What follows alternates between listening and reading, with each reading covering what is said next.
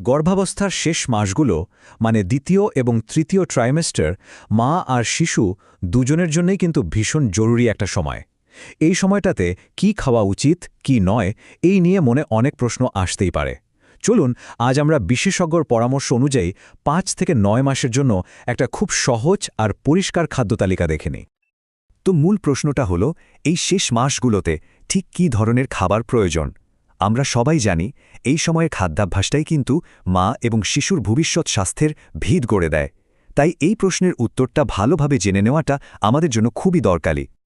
আচ্ছা, তাহলে শুরু করা যাক। প্রথমেই আমরা সেই খাবারগুলোর কথা বলবো যেগুলো প্রতিদিনের খাদ্য তালিকায় থাকাটা একরকম বাধ্যতামূলক, মানে এগুলো হলো পুরো পুষ্টি পরিকল্পনার মূল ভিত্তি। প্রতিদিনের মেনুতে এই কয়েকটি জিনিস কিন্তু রাখতেই হবে। যেমন ধরুন, ক্যালসিয়ামের জন্য ১ থেকে ২ গ্লাস দুধ বা দই, দারুণ কোয়ালিটির প্রোটিনের জন্য একটা ডিম, আর অবশ্যই ভিটামিন ও খনিজের জন্য নানা রঙের ফল আর শাকসবজি। মনে রাখতে হবে, খাওয়ারের তালিকায় যত বেশি বৈচিত্র্য থাকবে শরীরও তত বেশি পুষ্টি পাবে। আর হ্যাঁ, আরেকটা জিনিস যা একদমই ভোলা যাবে না সেটা হলো পানি। দিনে কম করে হলেও ৮ থেকে ১০ গ্লাস বিশুদ্ধ পানি পান করাটা যে কতটা অপরিহার্য তা বলে বোঝানো যাবে না। গর্ভাবস্থায় শরীরকে সতেজ আর হাইড্রেটেড রাখতে এর চেয়ে ভালো আর কিছুই হতে পারে না। কিন্তু কথা হলো, এই খাবারগুলোই কেন এতটা জরুরি?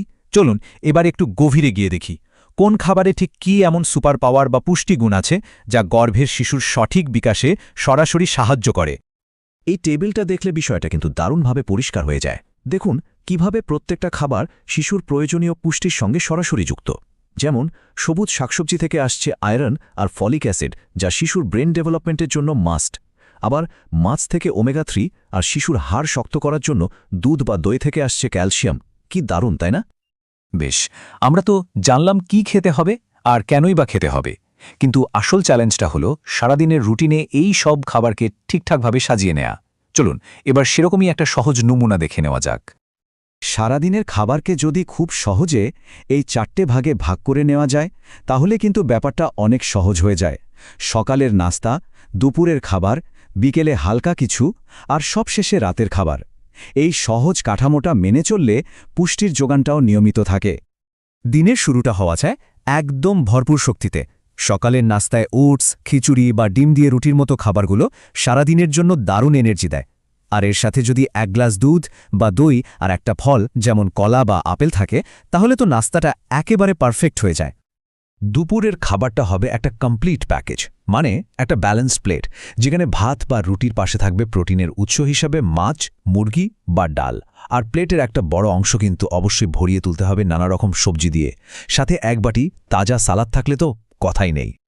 দুপুর আর রাতের খাবারের মাঝে হঠাৎ করে এনার্জি কমে যেতেই পারে। এই সময়টায় শক্তি ধরে রাখতে বিকালে হালকা কিছু খাওয়া খুব দরকার। যেমন ডিম বা পনির দিয়ে পাউরুটি, চিনি ছাড়া ফলের রস, অথবা ধরুন ১ মুঠো বাদাম। এগুলো শরীরকে চাঙ্গা রাখতে দারুণ কাজ করে।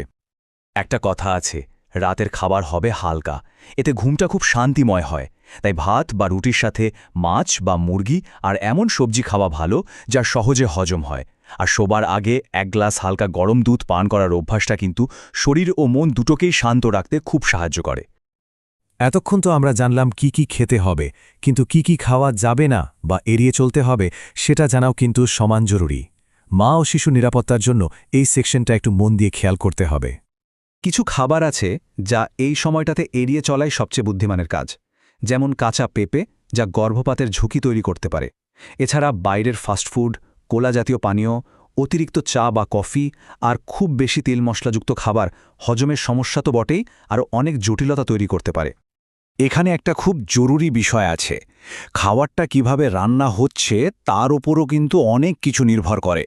যেমন মাছ বা ডিম অবশ্যই সম্পূর্ণ রান্না করে, মানে ভালোভাবে সিদ্ধ করে খেতে হবে, কারণ কাঁচা বা আধা সিদ্ধ খাবারে স্যালমোনেলার মতো ক্ষতিকর ব্যাকটেরিয়া থাকতে পারে, যা মা ও শিশুর জন্য খুবই বিপজ্জনক। আর দুটো জিনিস আছে যেগুলোর ব্যাপারে কোনো রকম আপোষের সুযোগই নেই। অনাগত শিশুর সুস্বাস্থ্যের কথা ভেবে ধূমপান এবং অ্যালকোহল, এই দুটো জিনিস সম্পূর্ণভাবে বর্জন করতে হবে। এটা ১০০% বাধ্যতামূলক। আমরা আমাদের আলোচনার প্রায় শেষ পর্যায়ে চলে এসেছি। এতক্ষণ জোরে যা কিছু আলোচনা করা হলো তার পেছনের আসল উদ্দেশ্য বা মূল নীতিটা কি চলুন সেটাই এবার সংক্ষেপে জেনে নেওয়া যাক। আসলে সব আলোচনার সারমর্ম কিন্তু এই ছোট্ট আর সহজ বাক্যটাতেই লুকিয়ে আছে। সুস্থ মা, সুস্থ শিশু। এই পুরো খাদ্য পরিকল্পনার একমাত্র লক্ষ্য হল মায়ের সঠিক যত্ন আর সুস্বাস্থ্য নিশ্চিত করা। কারণ একজন সুস্থ মায়ের মাধ্যমেই তো একজন সুস্থ শিশুর আগমন ঘটবে। তাহলে এই আলোচনা থেকে একটা জিনিস স্পষ্ট, নিজের এবং অনাগত সন্তানের স্বাস্থ্যের জন্য প্রতিদিন অন্তত একটি স্বাস্থ্যকর পছন্দ করাটা কতটা গুরুত্বপূর্ণ, এই ভাবনাটাই না হয় আমাদের সঙ্গে থাকুক।